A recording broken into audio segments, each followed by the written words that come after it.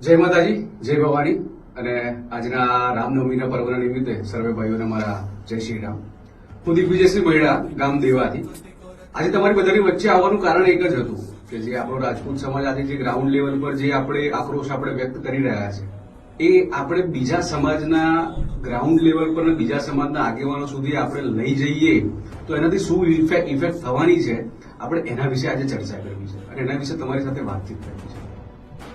રાજપૂત સમાજ કેમ આજે રસ્તા પર છે, રાજપૂત સમાજ આજે કેમ આજે ગ્રાઉન્ડમાં ભેગા થઈને શક્તિ પ્રદર્શન કરવું પડે છે, એક સમજવાની વસ્તુ છે. પાર્ટ 1 શું હતું? પાર્ટ 1 માં તમે જે ક્ષત્રિય અસ્મિતા મહાસંમેલન તમે જે જોયું એનું પરિણામ શું આવ્યું, પાર્ટ 2 થવા જઈ રહ્યું છે એમાં શું હોઈ શકે છે અને પાર્ટ 2 ના આપણે એઝ અ ગામ એઝ અ નાના સંમેલન તરીકે, નાની સમિતિ તરીકે આપણે એ પાર્ટ 2 ને કેવી રીતે આપણે એમને હેલ્પ કરી શકીએ છીએ એના વિશે આજે થોડી નાની એવી ચર્ચા કરવી છે. અને ખાસ તો બીજા સમાજના લોકોને આપણો જે આ મુદ્દો છે એમના ગ્રાઉન્ડ લેવલ પર લઈ જઈ અને એમના મુદ્દાને સમજાવી અને એમને આપણી બાજુ કરવા માટેનો આ વિડીયો છે. તો પહેલા તો આપણે એ સમજવું જોઈએ કે આ વિવાદ શું છે.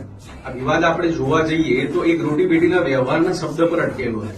રોટી બેટીનો વ્યવહારનો શબ્દનો અર્થ શું થાય? જે બીજેપીના પુરુષોત્તમ રૂપાલા સાહેબ જે બોલ્યા કે રાજપૂતો કે મહારાજાઓ એ સમયે રોટી બેટીનો વ્યવહાર અંગ્રેજો સાથે કર્યો. રોટી અને બેટીનો વ્યવહાર કરવો એટલે પોતાનું અસ્તિત્વ ટકાવી રાખવા, પોતાનો બિઝનેસ ચલાવવા માટે એમણે અંગ્રેજો સાથે વ્યવહાર કર્યો, ખાવાનો વ્યવહાર કર્યો, એમણે પોતાની દીકરીનો વ્યવહાર કર્યો. એ શક્ય હોઈ શકે નહીં. જે સમાજમાં જોહરનું માન હોય, જોહરની અસ્મિતા હોય, એ સમાજ ક્યારે આવા વ્યવહારો થકી પોતાની અસ્તિત્વ ટકાવી રાખવા માટે મહેનત ના કરે. તો આ શબ્દને લઈને એક સમાજમાં આક્રોશ જાગ્યો છે. એ આક્રોશને લઈને ક્ષત્રિય સમાજનું એક મહાસંમેલન યોજાયું જેમાં લાખોની ભીડ જોડાઈ અને એમાં એક જ માંગ કરવામાં આવી કે ભાઈ અમારે પુરુષોત્તમ રૂપાલા સાહેબની અમારે ટિકિટ જે છે એ રદ થવી જોઈએ. અમારો જે નેતા છે, અમારો જે અગ્રણી છે એ આવી માનસિકતાવાળો ના હોવો જોઈએ. તમે મહાસંમેલનમાં ભેગા થયા આપણે બધા, એનું પરિણામ એક આવ્યું કે આપણે એક આપણી સમાજની એક એકતા બતાવી છે. સમાજની એકતા બતાવી, સમાજનું સંગઠન બતાવ્યું અને જે લોકો કહેતા હતા કે રાજપૂત સમાજ એક ના થઈ શકે, આપણે કરીને બતાવ્યું છે. પાર્ટ 1 સક્સેસફુલ છે કે નહીં એ બે વિચારવા જેવી વસ્તુ છે. કેમ કે આપણે 2 દિવસ પછી તરત જ જે આપણી માંગ હતી કે ભાઈ પુરુષોત્તમ રૂપાલા ફોર્મ ના ભરવા જોઈએ, પણ એની સામે ફોર્મ એમણે ભર્યું છે. આપણે સામે અલ્ટિમેટમ પણ આપેલું હતું કે 19 તારીખ સુધી જો ફોર્મ પાછું ખેંચવામાં ન આવે તો આપણે પાર્ટ 2 ની જાહેરાત કરીશું. તો પાર્ટ 2 માં શું કરવું એ આપણે જોવા જેવી વસ્તુ. પાર્ટ 2 માટે આપણી પાસે થોડીક 2-4 જ આપણી જોડે અવકાશો છે કે એમાં પાર્ટ 2 માં શું હોય છે. પાર્ટ 2 માં થોડા ઘણા અવકાશો એવા છે કે આપણે કદાચ ચૂંટણીનો બહિષ્કાર કરીએ. ચૂંટણીનો બહિષ્કાર કદાચ મારા મતે કરવો એ મુશ્કેલ છે અને કદાચ એ પોસિબલ પણ નથી. તો બીજું શું કરી શકાય? તો બીજું એ કરી શકાય કે આપણે જ્યારે હવે આપણું આંદોલન એક રૂપાલા એક વ્યક્તિ સીમિત હતું તો હવે પક્ષ વિરોધી થઈ જશે, કે જે પક્ષને લગતું થઈ જશે, હવે ભાજપને લગતું થઈ જશે. તો એમાં શું કરવું પડશે? આ ચૂંટણી જે છે એ એક આંકડાઓને લગતું સમીકરણ છે કે જ્યાં આંકડાઓને લઈને વાતો થતી હોય છે, આંકડાઓને લઈને સમીકરણો બંધાતા હોય છે અને જે આ એક સત્તા પક્ષ આજે જે અડીગ અને એક અનુભવ અને એક જે એમની અભિમાનતાને લઈને આજે જે એમની ટિકિટ રદ નથી કરી અને પોતે જે આગળ વધી રહ્યા છે પોતાના સ્ટેન્ડ પર, એનું એક મેજર કારણ છે કે એમની પાસે વોટની જાણકારી છે. એમની પાસે જાતિવાદનું અને જાતિ સમીકરણોને લગતું એક સંખ્યાનું એક સમીકરણ એમની પાસે છે. તમે આપણે જોવા જોઈએ તો બધી જગ્યામાં, ગુજરાતમાં કે બધી જગ્યાઓએ આપણા રાજપૂત સમાજના ગણી ગાંઠીને આપણે 10-20% આપણે છૂટા છવાયેલા આપણે છીએ, ત્યાં સમાજને લગતા છીએ. તો કદાચ આપણા 10-20%ના એક સાથે વોટ ભાજપ વિરોધી મત કરવાથી કદાચ આપણે એમને એટલી મોટી ઇફેક્ટ નથી કરી શકતા અને એ આ જાણે છે. એમનું આ જાણવાથી એ એક બહુ મોટું અભિમાન છે કે જેને લઈને એ પોતાની વાત સાથે અડીગ છે. તો એ અભિમાનને તોડવા માટે આપણે બીજું શું કરવું જોઈએ? કેવી રીતે આ અભિમાન તૂટે? એમને જો એવું હોય કે અમારા વોટ નથી તૂટવાના અને એમને મળવાના છે, તો આજે આપણે આ સાથે જે બીજા ઇતર સમાજ છે એમનો સાથની જરૂર છે. અત્યાર સુધી આપણે સાંભળ્યું છે અને જોયું છે અને આપણા સમાજની એક છબી ખરાબ છે કે રાજપૂત સમાજ દમનવાળો સમાજ છે, રાજપૂત સમાજ એ દબાવવાવાળો છે, રાજપૂત સમાજ છીનવી લેવાનો સમાજ છે કે જે ગ્રાઉન્ડ લેવલ પર આપણી હકીકત છે કે આપણે સૌએ માનવી જોઈએ. તો આ સમય છે તમારી સાથે, આ સમય તમારી માટે છે. અને આ સમયે જો તમે તમારા સમાજની છબી જો તમે નહીં સુધારો તો આના સિવાય બીજો કોઈ મોકો તમને મળવાનો નથી, એ લખીને રાખો. તો અત્યારે તમારે પાર્ટ 2 ને સપોર્ટ કરવા માટે તમે એક વસ્તુ કરી શકો છો.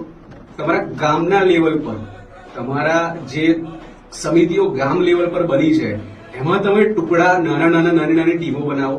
2-5 લોકોની સારી ટીમ બનાવો કે જેમાં એક સારો પ્રવક્તા હોય, જેમાં એક અગ્રણી હોય અને બીજા 2 થી 3 લોકો એમને સપોર્ટ કરનારા હોય કે જે સમાજ જોડે તમે જવાના છો એ સમાજનું થોડું જ્ઞાન રાખતા હોય.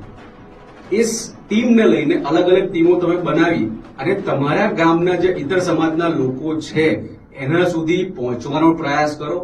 એ લોકો સુધી, એ સમાજના લોકો સુધી, એ સમાજના આગેવાનો સુધી તમારો મુદ્દો કે જે મુદ્દાને લઈને આટલું મોટું રાજકારણ અને આટલું મોટું પ્રદર્શન થયું છે એ મુદ્દો કેમ છે, એ મુદ્દાને એ સમાજના લોકો કેવી રીતે જોઈ રહ્યા છે અને તમારું માનસિકતાથી એ મુદ્દો કેવી રીતે છે એમને ગ્રાઉન્ડ લેવલ પર સમજાવો. કદાચ જરૂર પડે તો તમારા ઘરના દીકરીઓ, તમારી માતાઓને સાથે રાખીને આ લઈ જાઓ, કેમ કે આ લડાઈ આપણી એકલાની નથી. આ લડાઈ આપણા માતા દીકરીઓને લઈને આપણે છે ને સ્વાભિમાની લડાઈ છે. તો આપણે એ વસ્તુને લઈને આપણે એ માટે સમાજની અંદર ઉતરવું પડશે, ગામની અંદર ઉતરવું પડશે.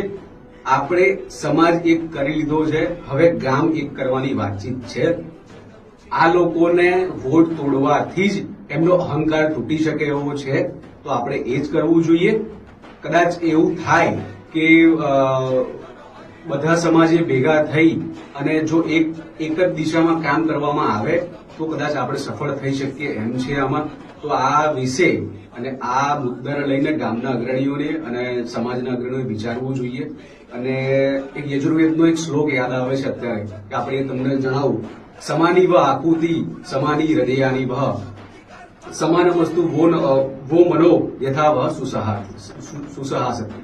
આનો મતલબ એ થાય છે કે બધાના મન એક થાવ, બધાના વિચારો એક થાવ અને સમાજના કલ્યાણ માટે, સમાજના ઉદ્ધાર માટે તમે બધા ભેગા થાવ અને એક જ ચોક્કસ પ્રયત્ન, ચોક્કસ દિશામાં તમારા પ્રયત્નોને સાધો અને તમે સફળ થાવ. તો આ સાથે જ બધાને સૌને એક જ વિનંતી કરવા માંગુ છું કે અન્ય સમાજના લોકોનો સંપર્ક કરવાનો સ્ટાર્ટ કરીએ.